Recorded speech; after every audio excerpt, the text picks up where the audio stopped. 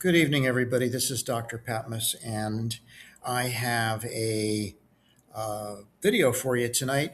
I saw an article which I linked below, which really torqued me off. So I want to rant about it a little bit tonight. And let me tell you what it's about. Robert F. Kennedy, the quack in chief, who has no background at all in science or medicine or anything pathophysiology, nothing medical, not a science, has no science background at all, can't tell the difference between a junk paper and a real paper, and believes all kinds of things that are completely unsupported and untrue, and has promoted all sorts of false concepts, such as Tylenol causing autism and et cetera. I mean, all if you've been following the stuff that I post, Robert Kennedy is off the wall, and virtually nothing he talks about is valid. Well, he's now strong arming medical schools across the country to increase the number of hours of nutrition education. He says that doctors need to know more about nutrition, and he's going to force medical schools to increase the hours of nutrition education, of course, to comply with his idea of what nutrition and what good nutrition is. And if they don't, they're going to lose federal funding. So medical schools are lining up because they don't want to lose federal funding. Most medical schools actually operate at a loss and depend upon subsidies and so forth. They can't afford to lose any federal funding. And so they're lining up and basically knuckling under and increasing the amount of time devoted to nutrition education in medical school curriculum. Now, let me tell you something. I am not opposed to nutrition education. In fact, when I was in medical school nearly 50 years ago, we had an extensive input on nutrition. And before I went to medical school, I got a master's degree in biochemistry and physiology, and I have a lot of background in physiology and in biochemistry and in medical education. So I understand nutrition quite well for a physician.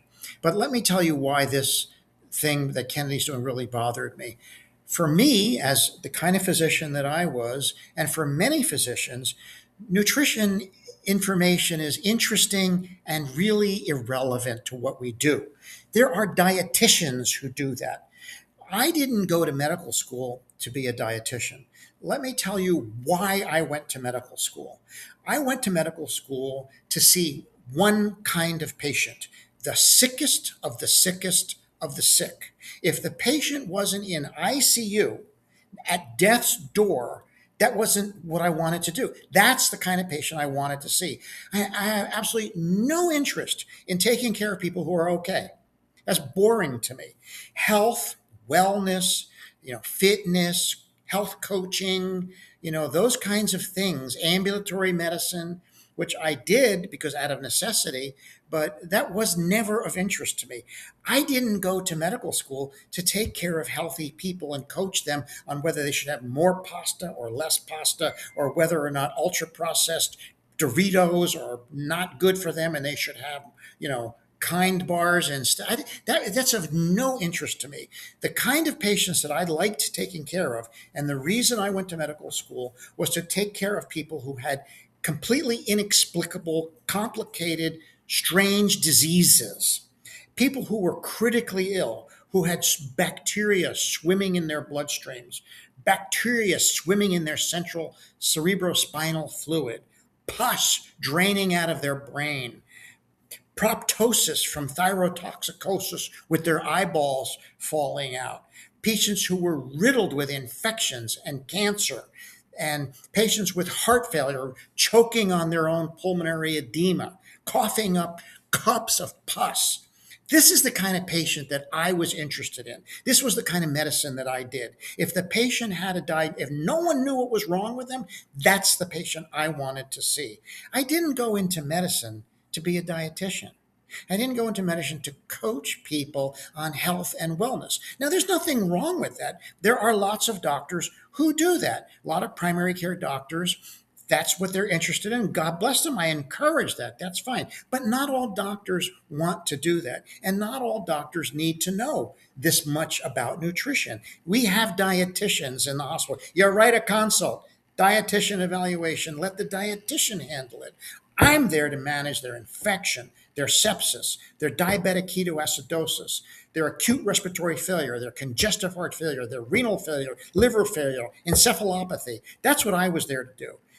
I was not there to talk to them about cheeseburgers. Sorry, that's just not of any interest to me. But it's not just my peculiarity. Lots of doctors have no interest in this. Lots of doctors become surgeons. What they care about is being in the operating room with a patient open in front of them. That's what they want to do. Surgeons want to operate. They don't care about advising somebody or whether they should eat, tomato sauce with their pasta. Leave that to the dietitian.